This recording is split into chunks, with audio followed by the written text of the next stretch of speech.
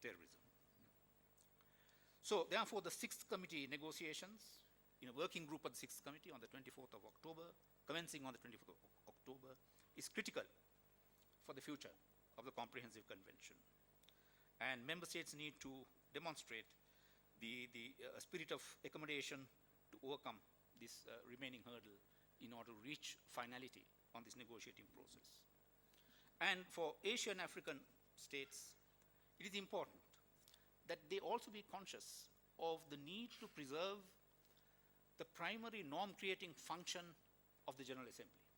The more the General Assembly delays in reaching finality, one sees what sometimes has been referred to as crisis-driven decision-making in the Security Council. It's much more faster, much easier. You adopt a resolution on Chapter 7 in the Security Council because for some reason the General Assembly is lagging behind in the norm-creating function. Then the norm-creating function is being transferred to other bodies of the UN. It's the interest of the Asian African states to ensure that our voices are heard in the General Assembly and that we make an input in the formulation of legal norms, which is the primary responsibility of the General Assembly. And the UN cannot certainly afford to send a negative signal of failure on agreeing on a comprehensive convention.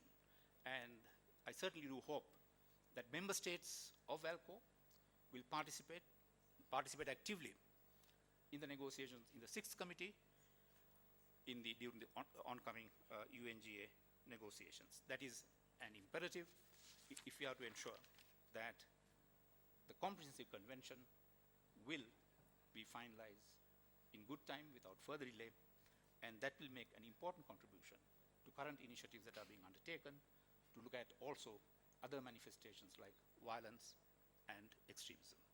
I will stop at this point, and thank you very much, Mr. President, and for your patient hearing. I thank Professor Pereira for his very good, lucid, and informative comments and remarks on elimination of international terrorism, particularly the last part of his remarks as far as the draft comprehensive convention on elimination of terrorism is concerned. As he rightly said, that it is a very delicate issue, particularly for certain Asian African countries. And we hope that, as he suggested, that on 24th of October, yes, the Asian African representatives in the Sixth Committee will be actively participating in the negotiations on the draft comprehensive convention. I'm glad to invite Dr. Mustafa to take the floor. And Dr. Mustafa is a professor of international law at Tehran University. She's speaking about the legal basis for regional cooperation. You have the floor, madam.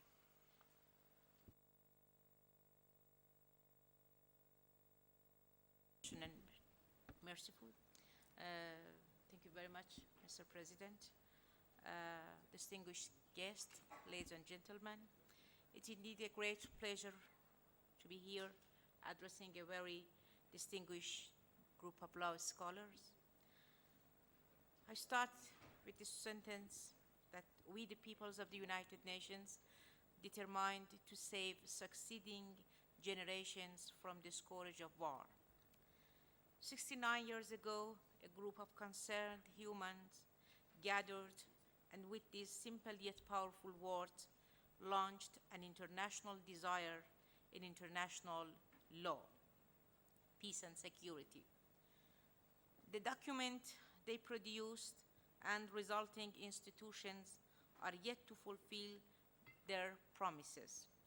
The international community has succeeded in instances to uphold the international law to preserve international peace and security, but they were stained by some states' arrogance of the law. Today, with all the shifting trends, changing context and procedures, we are facing a renewed threat from violent extremism and terrorism. All threats resurfacing in new forms with a renewed energy and new actors. Terrorism and resort to violent extremism goes beyond the hype in the past few months. We were never immune to these acts.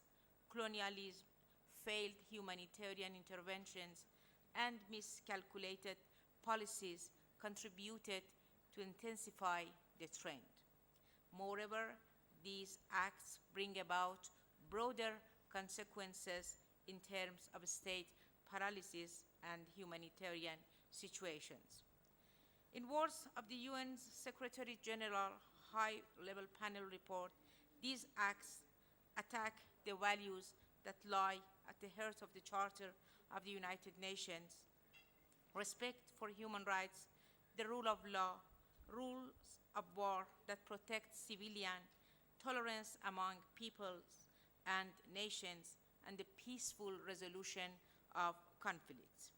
Taking this into consideration, the international cooperation should be conducted in pursuant to the spirit of the UN Charter encouraging international cooperation, especially Chapter 8 on regional arrangement. I would argue that the answer to this threat is already embedded within existing international law. We are not suffering from poverty of documents, rules and norms, but lack of will. The fight against violence, extremism, and terrorism is a fight for an international rule of law. And as Marty Koskinen would say, the fight for an international rule of law is fight against politics. Despite some measures of politics being inevitable, a fight that its main features is international and regional cooperation that I will be focusing on. The interest in international and regional cooperations within the context of resolution adopted by the General Assembly on 18 December 2013 on World Against Violence and Violent Extremism, as suggested by the President of the Islamic Republic of Iran. The resolution pays attention to the importance of mutual cooperation and underlines the role of regional organizations. The resolution creates a new opportunity to assess the role of regional cooperation. Regional cooperation cannot be understood without grasping its legal basis and political agreements. Internationally, regional cooperation is well established and encouraged. Why regional cooperation? The states of region are better aware of the situation, its cultural backdrop, societal context, and historical background compared to other distant states. The local knowledge can be an aid to open diplomatic window and legal measures. Furthermore, region's proximity to any crisis gives primacy and urgency to act as regional states have to live with consequences. For this purpose, regional arrangement would be unable to dissolve themselves from an issue and hence may be more likely to engage with the issue over the long time. I'm not suggesting that geographical proximity would automatically generate regional consensus on how to respond, but facilitate the best possible response. That is why, in addition to the legal basis, we need to pay attention to political aspect too. The regional experience in forming legal measures to fight violent extremism and terrorism is richer than the international level. The international legal framework mainly deals with certain specific acts, the Ramsar Sectoral Convention, as my colleague said. While the effort to fight this phenomenon lack an overarching framework, a robust international cooperation rests on regional and sub-regional levels in pursuit of peace and maintenance of international peace and security, not just to fight of this act, but to ensure effective use of international legal instruments for greater good of upholding the international rule of law and its progress. In Africa, the African Union has been pursuing continental effort at least for more than 20 years. The AU, as stated in its Constitutive Act, is inspired by cohesion and cooperation among the peoples of Africa and African states, and encourages it regionally. In 1992, at the time the Organization of African Unity adopted a resolution on the strengthening cooperation and coordination among African states, in which the Union pledged to fight the phenomena of extremism and terrorism. The resolution stressed the importance of coordination and consultation among the member states and the necessity to enhance consultation so as to make the values of tolerance, moderation, and solidarity prevail in inter-African relations and avert any discord. AU's legal framework against terrorism and extremism is, in fact, one of the oldest and most progressive of this kind among regional arrangements. In June 1994, through Declaration on the Code of Conduct for Inter-African Relations, rejected all forms of extremism and terrorism, whether under the pretext of sectarianism, tribalism, ethnicity, or religion. The declaration also condemned as criminal all terrorist acts, methods, and practices, and expressed its resolve to enhance cooperation to combat such acts. This list goes on. First, the 1999 Convention on the Prevention and Combating Terrorism provides a legal basis for judicial cooperation such as investigation, legal assistance, and extradition. Second, the AU Plan of Action on the Prevention and Combating of Terrorism substantially address various measures, including exchange of information, legislative and judicial measures. Third, the additional protocol to the 1999 Convention on the Prevention and Combating of Terrorism that developed the legal frameworks aiming the establishment of the peace and security for the African Union to coordinate and harmonize regional efforts in the prevention and combating of international terrorism in all its aspects. The regional cooperation was further intensified through appointment of special representative for counterterrorism cooperation and also the African Model Law on counterterrorism that both attempts to strengthen the regional cooperation through coordination and negotiation with national authorities and to address possible national legislative. The EU ensures coherent and coordinated efforts through the work of African Center for the Study and Research on Terrorism, with the structure of centralized information analysis and to develop national capacity building programs. The African experience in development of legal frameworks to mainly combat terrorism but also extremism signifies the resolve in the intense regional cooperation that is necessitated by the facts on the ground, involving information sharing and having a common understanding of basic doctrine and operational strategies to improve national policies. At its essence, the African legal framework can be an example for regional cooperation.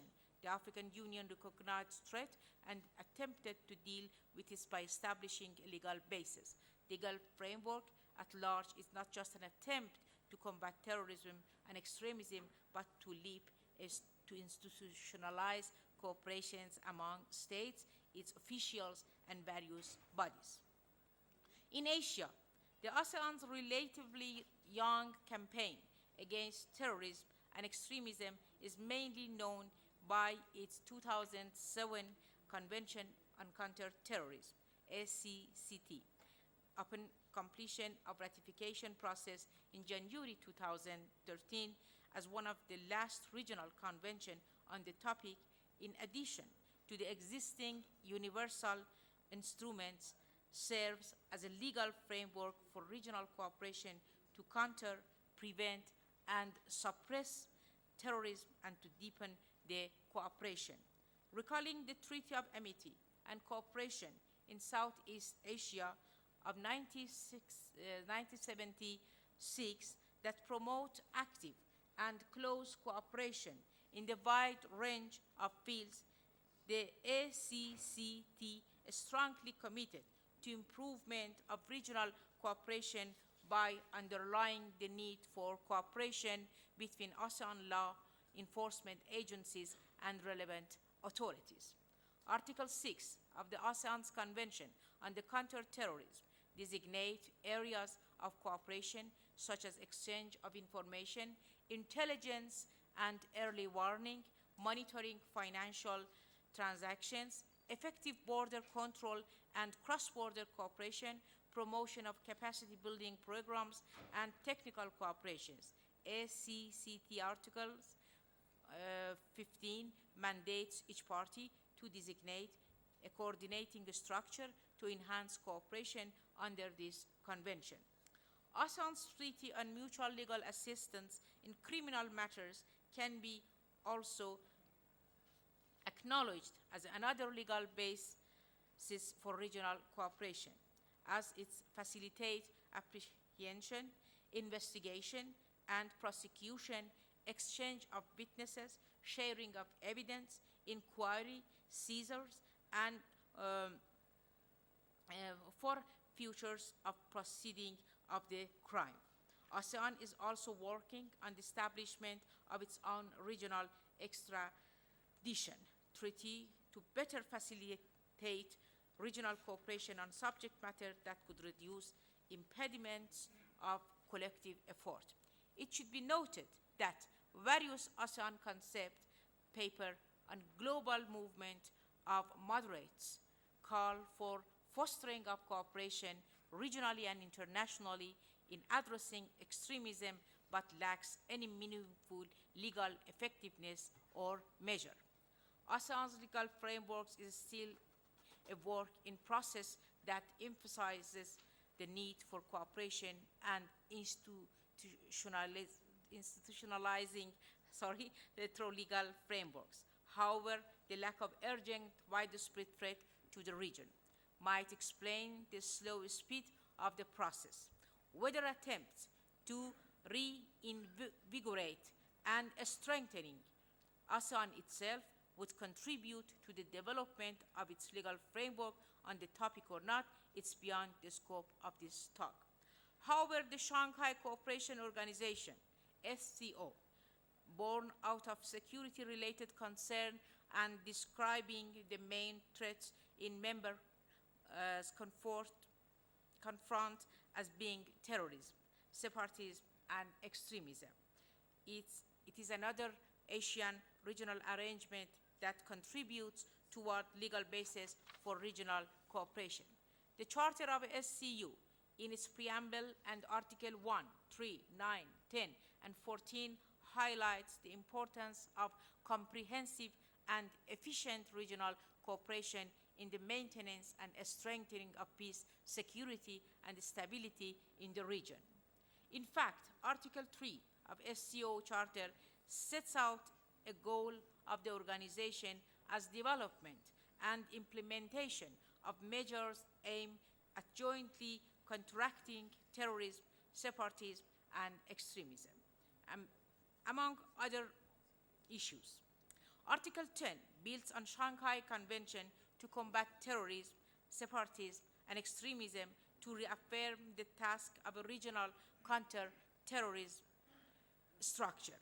The Shanghai Convention is more important than the Charter as it gives detail on how to cooperate on the issue of terrorism and extremism with the region. The Convention believes that joint effort by within its framework are an effective forms of combating terrorism, separatism, and extremism, and states shall cooperate in the area of prevention, identification, and suppression of acts referred to in Article 1 of this convention.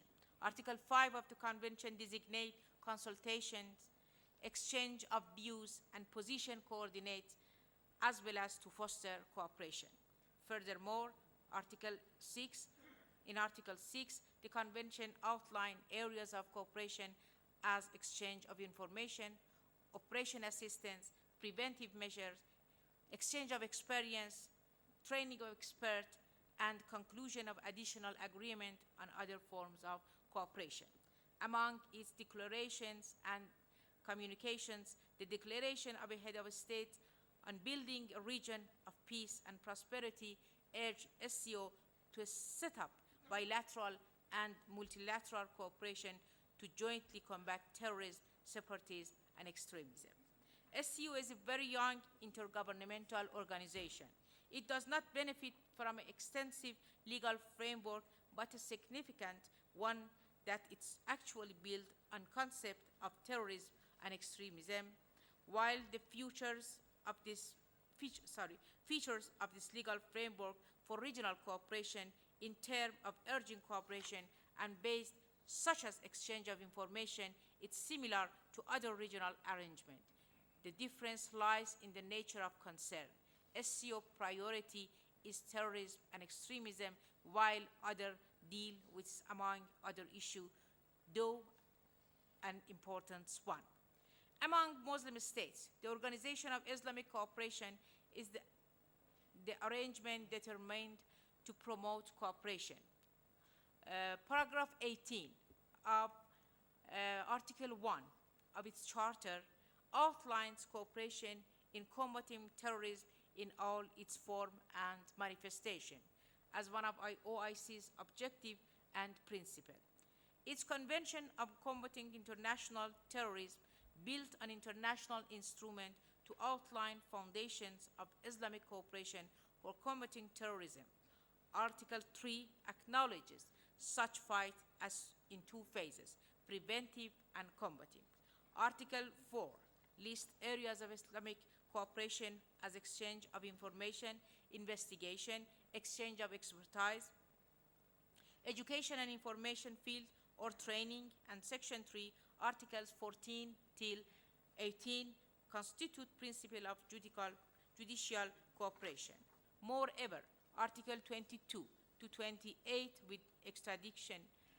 In this preamble, the Convention rejects all forms of violence and terrorism, in particular those based on extremism as incompatible with Islamic Sharia, and urge cooperation.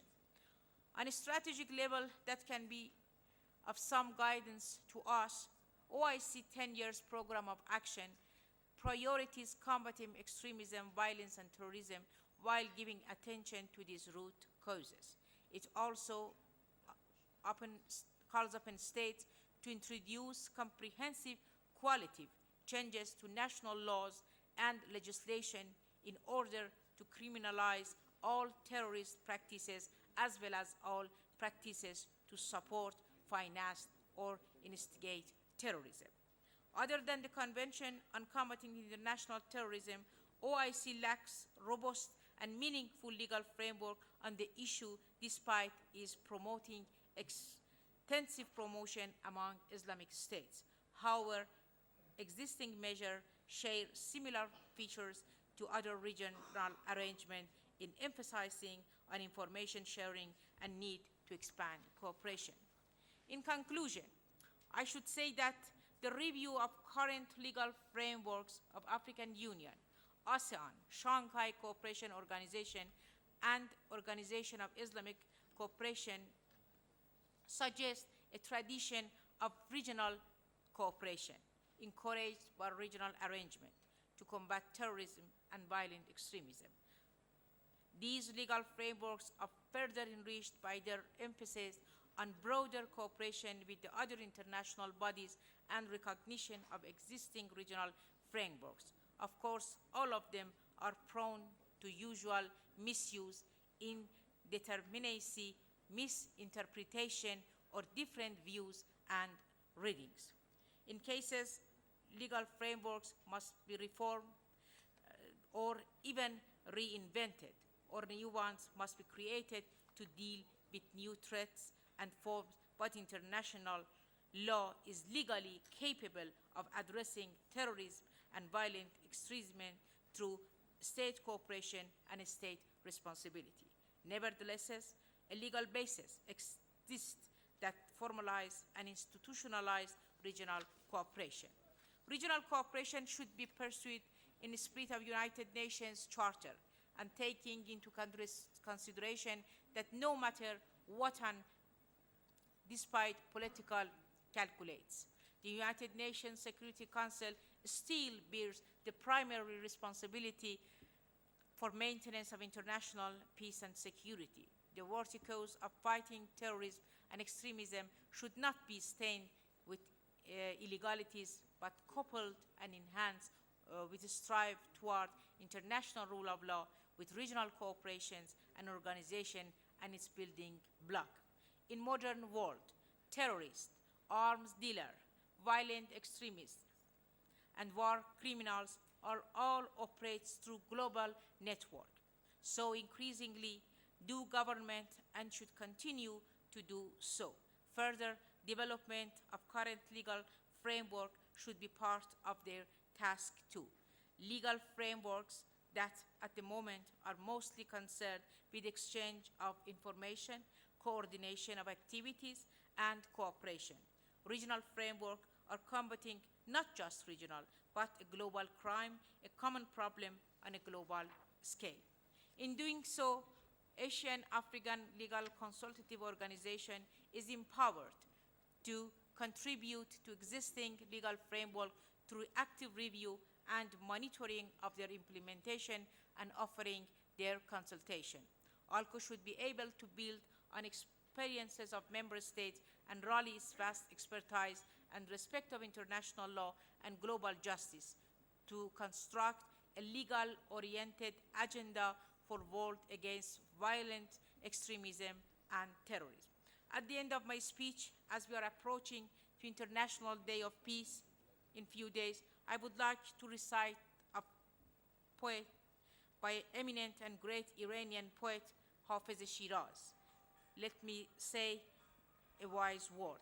Dear, all dear, peace is much better than war and dispute. Thank you very much.